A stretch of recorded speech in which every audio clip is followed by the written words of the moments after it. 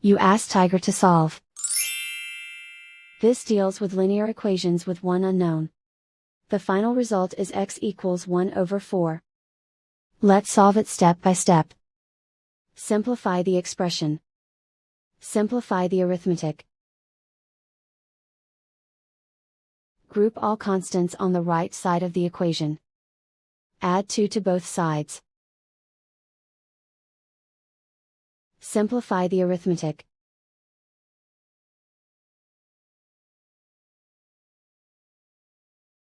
Isolate the x. Divide both sides by 8.